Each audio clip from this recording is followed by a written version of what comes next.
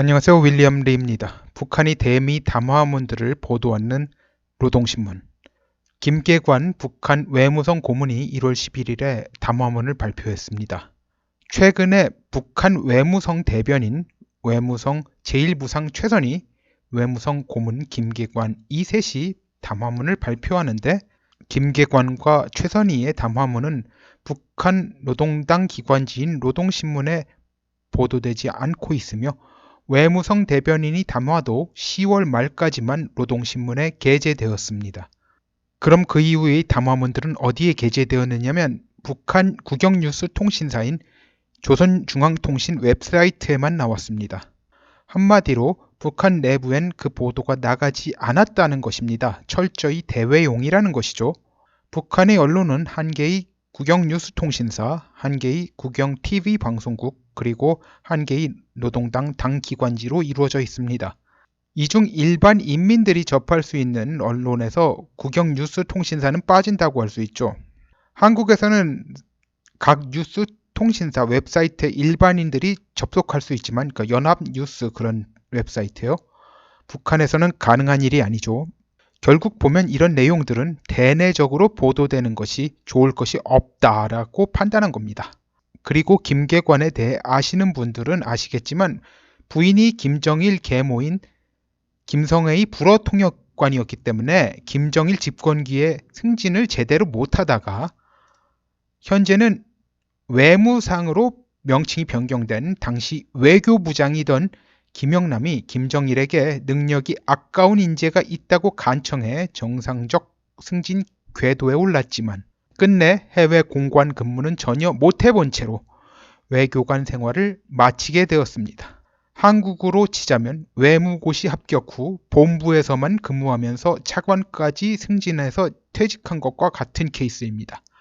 그런 점이 있어서 처신이 매우 조심스러운 사람으로 알려져 있습니다. 최선희는 최영림 북한 전 총리의 수양딸입니다. 보통이 북한 외무관리의 전형적인 학업과정을 밟지 않고 외국에서만 공부한 유학파입니다. 보통 북한 외교관들은 평양 외국어대학교 출신들이 많습니다. 강석주, 김계관 등이 있고 한국에 귀순한 고영환 등이 다 이 학교 출신 외교관들입니다. 그런데 최선희는 대학 과정을 중국, 오스트리아, 몰타 등에서 다녔는데 어느 학교를 다녔다 그런 자료가 없어요. 그런데 최선희에 대해서는 중요한 사안이 있어요. 작년 1월 달에 한성열 외무성 부상이 숙청됐다는 보도가 나왔어요. 그런데 실제적인 숙청 시기는 재작년 9월 정도로 추정됩니다. 조사는 2018년 6월부터 받았다고 합니다. 한성열이. 숙청 내용이 이제 어떤 거냐면 정치범 수용소에 버금가는 극심한 노동 교화형을 받았다는 설과 처형되었다는 설이 있는데 어떤 게 맞더라도 재기는 불가능할 수밖에 없다는 건 마찬가지입니다. 이와 관련해 최선희도 조사를 받았고 그 때문에 한동안 북한의 대미 대화 라인에서 배제되었습니다. 그런데 하노이 미북 회담에 김정은을 동행하게 되었고 당시 미북 회담이 북한 입장에서의 실패에 의한 인사 조치가 단행되었는데 그 중에서 유일하게 오히려 승진한 케이스가 되었습니다. 심지어 정치범 수용소로 보내진 사람도 있었고 말입니다. 그런데 승진도 그냥 승진이 아니라 파격적 승진이 되었죠. 제1부상, 그러니까 외무성 제1부상이 됐습니다. 한국에는 수석 차관, 선임 차관 그런 게 없죠. 근데 이제 북한은 제1부상이라고 하면 선임 차관 그렇게 해석될 수 있습니다. 그리고 국무위원회 위원이 되었습니다. 참고로 최선희의 상급자인 리용호 외무상은 국무위원회 위원이 아닙니다. 이에 반해 북한 외무상인 리용호는 아버지가 김정일의 절대적 신임을 얻었던 것을 바탕으로 승승장구하면서 외무상까지 오른 사람입니다. 자기의 선임자인 김계관이 외무상이 못된 것에 반해서 이 사람은 외무상까지 올랐죠.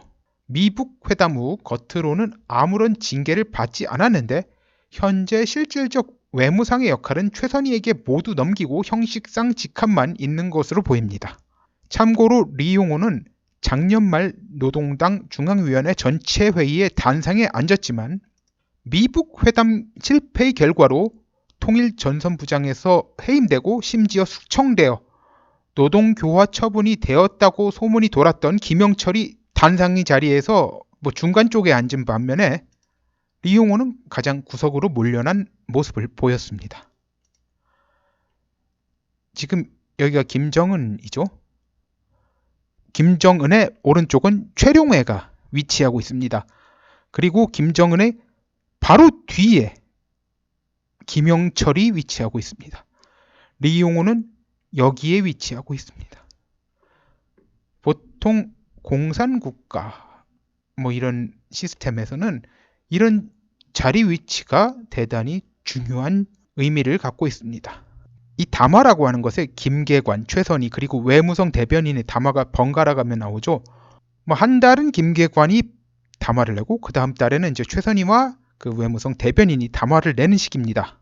지난달에 최선희의 담화 내용은 미국은 북한을 무력으로 도모할 생각을 하지 말라는 것이었고, 지난달에 외무성 대변인의 담화 내용은 유엔을 앞세워 국제적으로 북한의 핵무기 포기 압력을 하는 것에 대해 북한은 단호히 맞서겠다는 내용이었고요.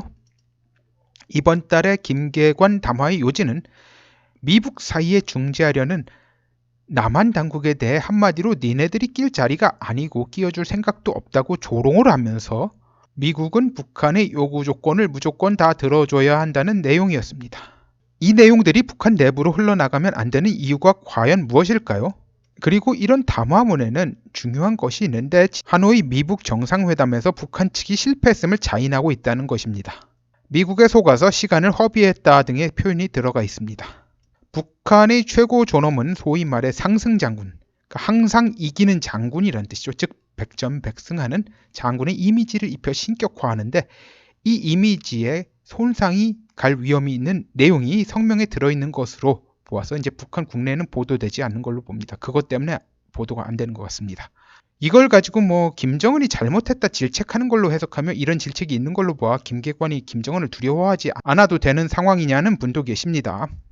이 이야기가 완전히 틀린 이야기는 아니라고 봅니다만 정확히 말하자면 김계관은 외부 세계에만 공개된 담화에서 김정은의 상승 장군 이미지를 불식시키는 내용을 말했다고 하는 게 이제 더 정확한 거죠. 내부에는 발표하지 않고 외부에만 발표할 만하지만 과연 대외용에 한정된 것이지만 이런 의사표시를 할 수 있느냐? 이건 의문이죠. 북한 내부로 새어나가지 말라는 법도 없지 않습니까? 기본적으로 조선중앙통신 웹사이트에 올린다고 하더라도 북한 사람들이 100% 다 못 보는 건 아니고 보는 사람도 있으니까요. 동시에 이제 하노이 회담 후에 김정은을 너무 신격화하지 말고 그냥 탁월한 위인 정도로 보는 것이 타당하다는 의견을 내보낸 적도 있어요. 이 점도 감안할 필요가 있죠. 지금 굉장히 혼란스러운 상태죠. 아놈인지 케이오스인지 모르겠습니다. 혼란스러운 상황 자체가 김정은의 감정 기복에 의하여 매우 흐트러졌을 수도 있어요. 그런데 아무튼 북한 내부의 나름의 규율이 예전과는 달리 이제 무너진 것 같다. 기본적으로 질서 자체가 어느 정도 무너져 있다. 그런 양상을 보이고 있는 것은 분명합니다.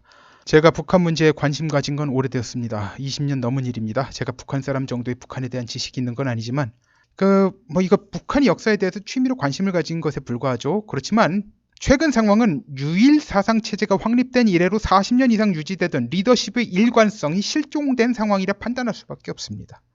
오늘은 여기까지 하겠습니다. 감사합니다.